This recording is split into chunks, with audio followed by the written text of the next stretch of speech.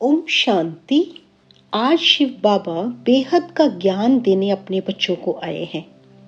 बाबा कहते, इस पुरानी दुनिया कब्रिस्तान से दिल नहीं लगानी है।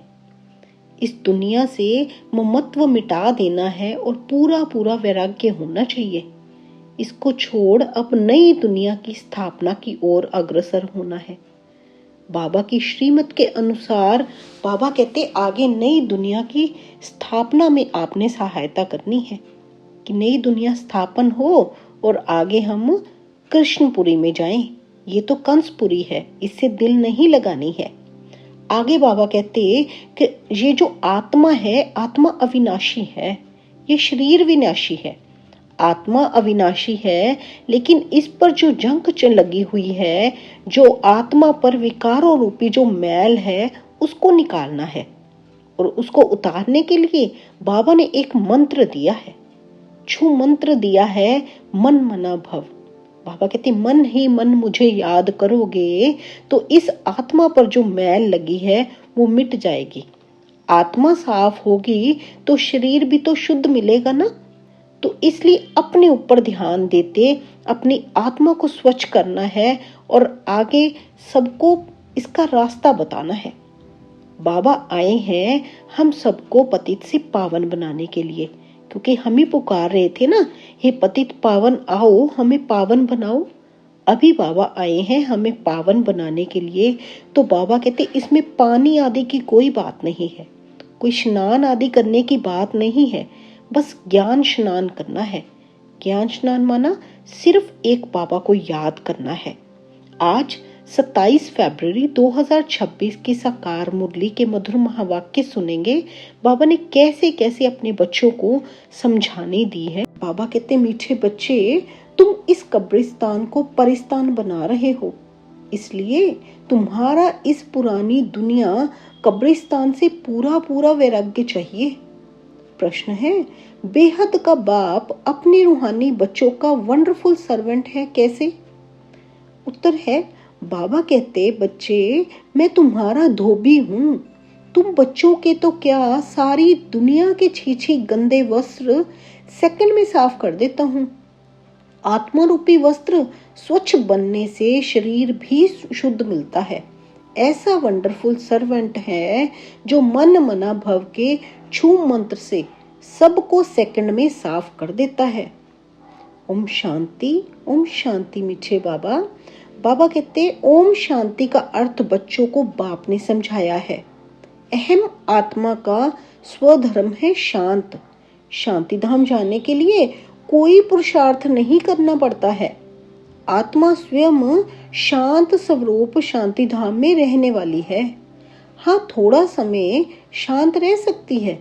आत्मा कहती है, मैं कर्मेंद्रियों के बोझ से थक गई हूँ, मैं अपने स्वधर्म में टिक जाती हूँ, शरीर से अलग हो जाती हूँ, परंतु कर्म तो करना ही है ना, शांति में कहाँ तक बैठे रहेंगे। आत्मा कहती है, हम शांति देश के रहवासी हैं, सिर्फ यहाँ शरीर में आने से मैं टॉकी बना हूँ। अहम आत्मा अविनाशी, मम शरीर है विनाशी। मना आत्मा अविनाशी है, लेकिन जो शरीर है ना, ये विनाशी है। आत्मा पावन और पतित बनती है। आत्मा ही पावन बनती है, आत्मा ही पतित बनती है। सतयुग में 5 तत्व भी सतो प्रधान होते हैं, यहाँ 5 तत्व भी तमो प्रधान है। मना अभी कलयुग में 5 तत्व भी तमो प्रधान है। सोने में खाद पड़ने से सोना पतित बन जाता है, फिर उनको साफ करने के लिए आग में डाला जाता है। इनका नाम ही है योग अग्नि। दुनिया में तो अनेक प्रकार के हठ योग आदि सिखलाते हैं, उनको योग अग्नि नहीं कहा जाता है। योग अग्नि ये है जिससे पाप जलते हैं। आत्मा को पतित से पावन बनाने वाला परमात्मा है। बुलाते हैं, हे पतित पावन आओ। ड्रामा प्लान अनुसार सबको पतित तमो प्रधान बनना ही है। बाबा कहते, ड्रामा के प्लान अनुसार सबको पतित तमो प्रधान बनना ही है। ये झाड़ है, इनका बीज रूप ऊपर में है। बाप को जब बुलाते हैं, बुद्धि ऊपर चली जाती है ना, जिससे तुम वर्षा ले रहे हो, जो अब नीचे आया हुआ है। माना अब शिव बाबा जिनसे हम वर्षा लेते हैं वो नीचे आए हुए हैं। कहते हैं मुझे आना पड़ता है। मनुष्य सृष्टि का जो बीज रूप है अनेक वैरायटी धर्मों का, वह अब तमो प्रधान पतित है। जो वैरायटी धर्म है ना, बाबा कहते सभी अब क्या है, तमो प्रधान पतित है, जड़ जड़ी भूत अवस्था को पाया हुआ है। बाप बैठ बच्चों को समझाते हैं, सतयुग में देवताएं, कलयुग में है असुर। बाकी असुर और देवताओं की लड़ाई लगी नहीं है।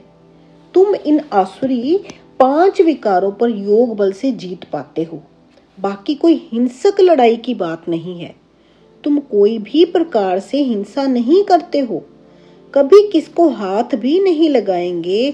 तुम डबल अहिंसक हो। काम कटारी चलाना ये तो सबसे बड़ा पाप है।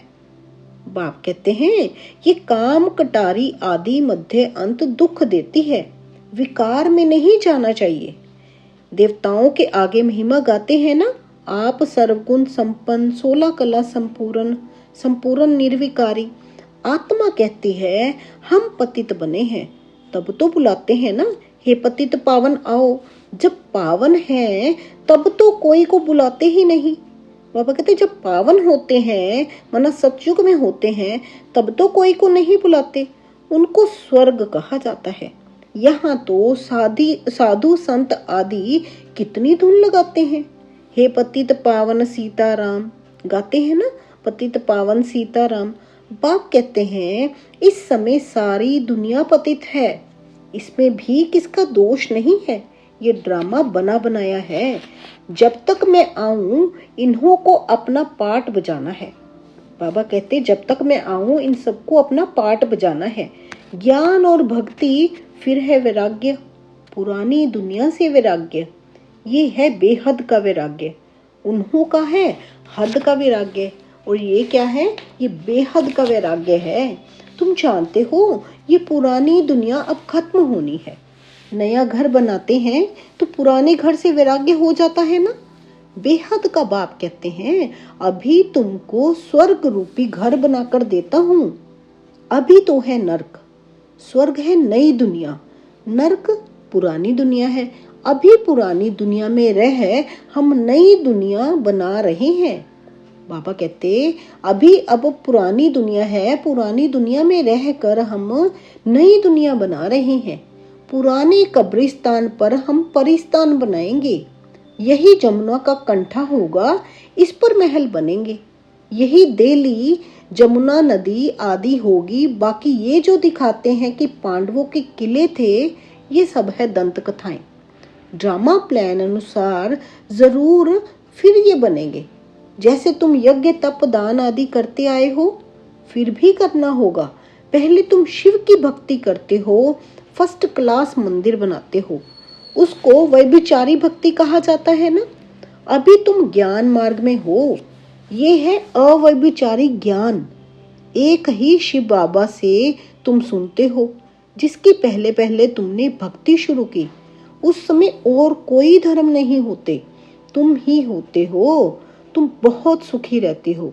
देवता धर्म बहुत सुख देने वाला है, नाम लेने से मुख मीठा हो जाता है।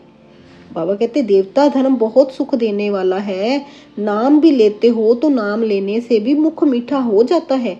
तो तुम एक बाप से ही ज्ञान सुनते हो। बाप कहते हैं और कोई से ना सुनो, ये है तुम्हारा अव्यभिचारी ज्ञान। बेहद के बाप से, बाप के तुम बने हो ना।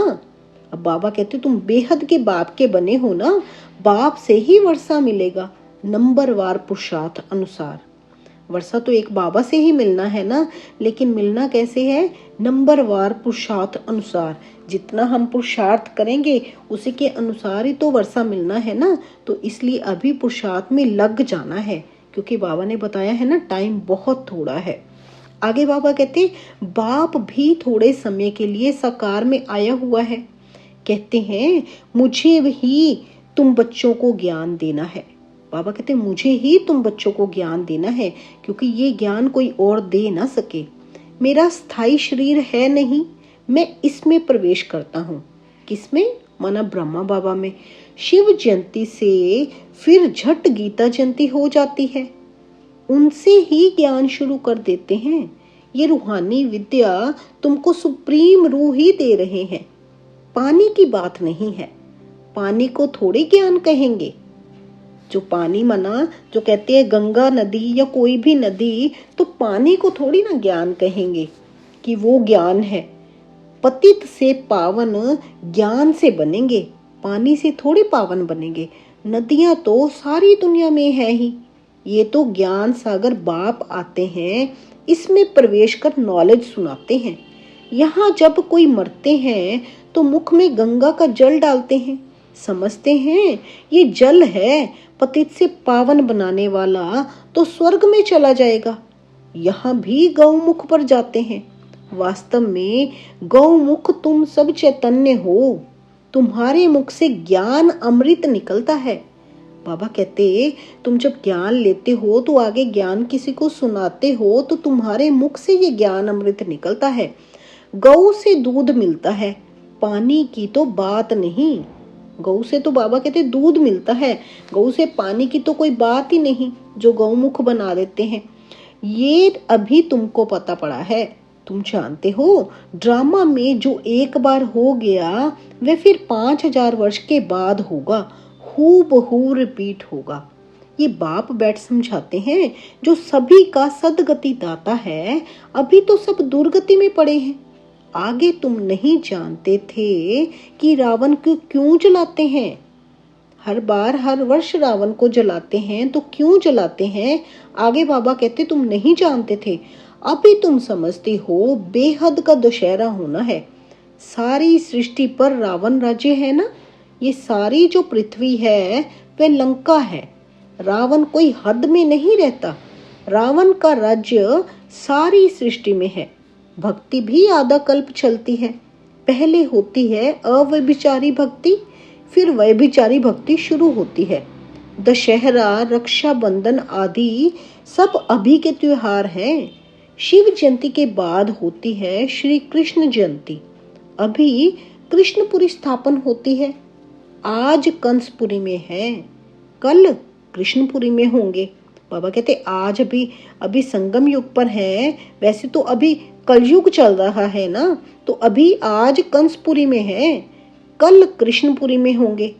जब आगे सतयुग में पहुंचेंगे तो वो कृष्णपुरी की स्थापना हो रही है ना। फिर बाबा कहते आप कल कृष्णपुरी में होंगे। श्री कृष्ण थोड़ी यहाँ हो सकते हैं। श्री कृष्ण जन्म लेते ही हैं सतयुग में। वह है फर्स्ट प्रिंस। स्कूल में पढ़ने जाते हैं, जब बड़ा होता है तब गद्दी का मालिक बनते हैं। बाकी ये रास लीला आदि वह तो आपस में खुशी मनाते होंगे। बाकी श्री कृष्ण किसको बैठ ज्ञान सुनाए, ये हो कैसे सकता। सारी महिमा एक शिव बाबा की है जो पतितों को पावन बनाते हैं। तुम कोई बड़े ऑफिसर्स को समझाओ तो कहेंगे आप राइट कहते हो, परंतु वे और किसी को सुना ना सके। वो कहेंगे जरूर आप राइट कहते हो, लेकिन बाबा कहते वो किसी और को सुना ना सके। उनकी बात कोई सुनेगा नहीं। बीके बना और सब कहेंगे इनको तो जादू लग गया है। बीके का नाम सुना बस समझते हैं ये जादू करते होंगे। थोड़ा किसको ज्ञान दो तो कह देते हैं ये बीके जादू लगाते हैं। बस ये तो सिवाय अपने दादा के और किसको मानती नहीं। ये पहले की मुरली है तो उस टाइम सभी यही कहते थे। आज तो इतना ज्ञान, ये बाबा का ज्ञान सभी तरफ फैल चुका है और सबको पता है ये ज्ञान बेहद का ज्ञान है और कहाँ ले जाता है, क्या इसका रास्ता है। आज ऐसे कोई भी नहीं कहता कि जादू लगाती हैं। वो तो कहते हैं कि बीके ही हैं जो धरती पर अब स्वर्ग लेके आएंगे। ये ब्रह्म कुमारीज ही हैं जो धरती पर अब स्वर्ग लेके आएंगी। आगे बाबा कहते भक्ति आदि कुछ नहीं करती। तब लोग कहते थे ना ये भक्ति आदि कुछ नहीं करती। बाबा तो कहते हैं किसको मना नहीं करना है कि भक्ति ना करो। बाबा तो किसी को मना नहीं करते कि भक्ति ना करो, आप पे ही छूट जाएगी। क्योंकि जब ज्ञान आ जाता है ना तो फिर भक्ति की दरकार ही नहीं रहती। फिर भक्ति से वैराग्य हो जाता है जब ज्ञान आ जाता है। तुम भक्ति छोड़ते हो, विकार छोड़ते हो, इस पर ही हंगामा होता है। इसलिए बाबा कहते भक्ति छोड़ो नहीं, जिसने छोड़नी है आपे ही छूट जाएगी। आपने किसी को मना नहीं करना कि भक्ति ना करो। बाबा ने कहा है मैं रुद्र ज्ञान यज्ञ रचता हूँ, इसमें आसुरी संप्रदाय के विघ्न पड़ते हैं। ये है शिव बाबा का बेहद का यज्ञ, जिसमें मनुष्य से देवता बनते हैं। गाया हुआ भी है, ज्ञान यज्ञ से विनाश ज्वाला प्रज्वलित हुई। जब पुरानी दुनिया विनाश हो तब तो तुम नई दुनिया में राज्य करेंगे। मनुष्य कहेंगे हम कहते हैं शांति हो, और ये बीके कहती हैं विनाश हो। बाप समझाते हैं ये सारी पुरानी दुनिया इस ज्ञान यज्ञ में स्वाहा हो जाएगी। इस पुरानी दुनिया को आग लगनी है, नेचुरल क्लैमिटीज भी आएंगी, विनाश तो होना ही है। सरसों मुआफिक सब मनुष्य पीसकर खत्म हो जाएंगे, बाकी आत्माएं बच जाएंगी। ये तो कोई भी समझ सकते हैं आत्मा अविनाशी है। बाबा कहते ये तो कोई भी समझ सकते हैं ना कि आत्मा अविनाशी है। अभी ये बेहद की होलिका होनी है, जिसमें शरीर सब खत्म हो जाएंगे, बाकी आत्माएं पवित्र बन चली जाएंगी। आग में चीज शुद्ध होती है ना, हवन करते हैं शुद्धता के लिए, वह सब है जिस्मानी बातें। अभी तो सारी दुनिया स्वाहा होनी है, विनाश के पहले जरूर स्थापना हो जानी है। किसको भी समझाओ तो पहले बोलो स्थापना फिर विनाश। बाबा क्लियर कर रहे हैं पॉइंट को कि किसी को भी समझाओ तो पहले बोलो स्थापना फिर विनाश। पहले स्थापना ही हो रही है ना, अभी स्थापना का कार्य चल रहा है। ब्रह्मा द्वारा स्थापना, प्रजापिता तो मशहूर है ना, आदि देव और आदि देवी। जगत अम्बा के भी लाखों मंदिर हैं, कितने मेले लगते हैं। तुम हो जगत अम्बा के बच्चे, ज्ञान ज्ञानेश्वरी, फिर बनेंगे राज राजेश्वरी। तुम बहुत धनवान बनते हो, फिर भक्ति मार्ग में लक्ष्मी से दीपमाला पर विनाशी धन मांगते हैं, क्योंकि वो तो धन विनाशी है ना, ये ज्ञान धन अविनाशी है। स्थूल धन की बाबा बात कर रहे हैं, वो विनाशी धन है, और ये ज्ञान धन जो अभी हमको मिलता है, ये 21 जन्म की बादशाही देता है, ये अविनाशी ज्ञान धन है। यहाँ तो सब कुछ मिल जाता है। आयुष्वान भव, पुत्रवान भव। तुम जानते हो हमारी आयु 150 वर्ष की रहती है। सतयुग में आयु जो है वो 150 वर्ष की रहती है। बाप कहते हैं जितना योग लगाएंगे उतना आयु बढ़ती रहेगी। तुम ईश्वर से योग लगाकर योगेश्वर बनते हो। मनुष्य तो है भोगेश्वर। कहा भी जाता है विकारी मूत पलीते कपड़ धोए। बाप कहते हैं मुझे धोबी भी कहते हैं। मैं सब आत्माओं को आकर साफ करता हूँ, फिर शरीर भी नया शुद्ध मिलेगा। जब आत्मा साफ हो जाएगी तो बाबा कहते शरीर भी तो नया शुद्ध मिलेगा ना। फिर बाप कहते हैं मैं सेकंड में सारी दुनिया के कपड़े साफ कर लेता हूँ। सिर्फ मन मना भव होने से आत्मा और शरीर पवित्र बन जाएंगे। मन मना भव मना, मन ही मन एक बाबा को याद करेंगे तो आत्मा और शरीर दोनों पवित्र बन जाएंगे। छू मंत्र है ना, सेकंड में जीवन मुक्ति। बाबा का ज्ञान लिया तो सेकंड में बाबा कहते जीवन मुक्ति है। कितना सहज उपाय है। बाप को याद करो तो पावन बन जाएंगे।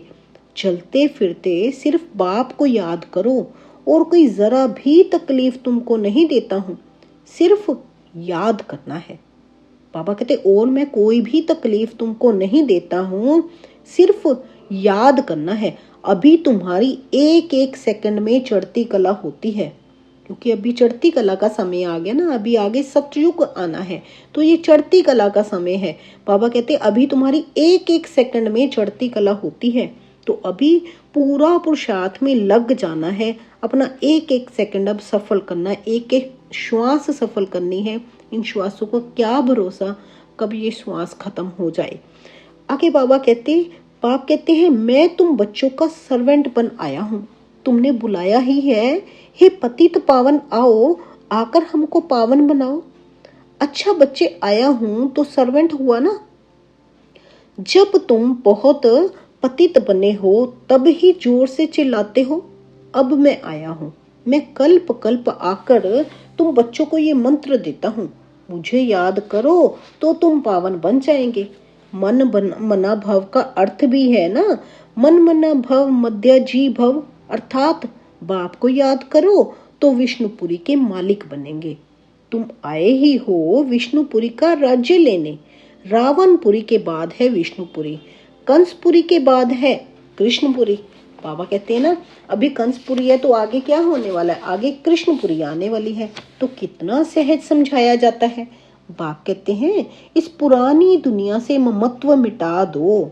अभी हमने 84 जन्म पूरे किए हैं, ये पुराना चोला छोड़कर हम जाएंगे नई दुनिया में। याद से ही तुम्हारे पाप कट जाएंगे। इतनी हिम्मत करनी चाहिए।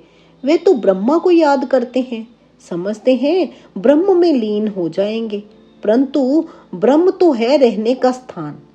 बाबा कहते हैं जो ब्रह्म को याद करते हैं, ब्रह्म तो रहने का स्थान है, ब्रह्म में लीन कैसे हो जाएंगे। वो लोग तपस्या में बैठ जाते हैं, बस हम ब्रह्म में लीन हो जाएंगे, परंतु वापिस तो कोई जा नहीं सकते, क्योंकि बाबा कहते एक ही बार मैं लेकर जाता हूँ, ऐसे बीच में वापिस कोई जा ना सके ड्रामा को छोड़कर। ब्रह्म से योग लगाने से पावन तो बनेंगे नहीं, एक भी जा ना सके। पुनर्जन्म तो लेना ही है। जब तक पूरा विनाश नहीं होता, आगे स्थापना का कार्य चल रहा है, जब तक कृष्णपुरी की स्थापना नहीं होती, तब तक बाबा कहते पहले कोई जा ही नहीं सकता, क्योंकि बाबा कहते इकट्ठे ही सबको लेके जाना है, लेकिन सब ने अपने अपने पुरुषार्थ के अनुसार जाना है। कुछ बाबा के साथ साथ जाएंगे तो कुछ सजाएं खाते जाएंगे। अभी अपने ऊपर है हम कैसे जाना चाहते हैं। आगे बाबा कहते पुनर्जन्म तो लेना ही है। बाप आकर सच बतलाते हैं, सचखंड सच्चा बाबा स्थापन करते हैं। रावण आकर झूठ खंड बनाते हैं। अभी ये है संगम युग, इसमें तुम उत्तम से उत्तम बनते हो, इसलिए इनको पुरुषोत्तम कहा जाता है। तुम कौड़ी से हीरे जैसा बनते हो, ये है बेहद की बात। उत्तम से उत्तम मनुष्य है देवताएं, तो अभी पुरुषोत्तम संगम युग पर तुम बैठे हो। तुमको पुरुषोत्तम बनाने वाला है ऊंचते ऊंच बाप, ऊंचते ऊंच स्वर्ग का वर्षा तुमको देते हैं, फिर ये तुम भूलते क्यों हो। बाबा कहते मैं तुमको ऊंच से ऊंच स्वर्ग का वर्षा देता हूँ, फिर तुम भूलते क्यों हो। बाप कहते हैं मुझे याद करो। बच्चे कहते हैं बाबा कृपा करो तो हम भूले नहीं। बच्चे कहते हैं ना बाबा कृपा करो तो हम भूले नहीं।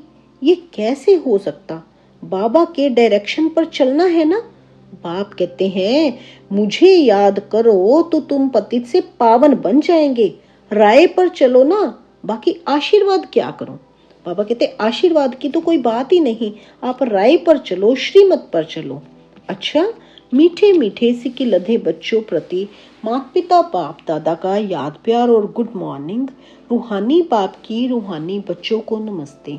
हम सब रूहानी बच्चों की रूहानी माता पिता बाप दादा को गुड मॉर्निंग, नमस्ते, ओम शांति। शुक्रिया मेरे बाबा, शुक्रिया। धारणा के लिए मुख्य सार है, बाप की हर डायरेक्शन पर चलकर स्वयं को कोड़ी से हीरे जैसा बनाना है।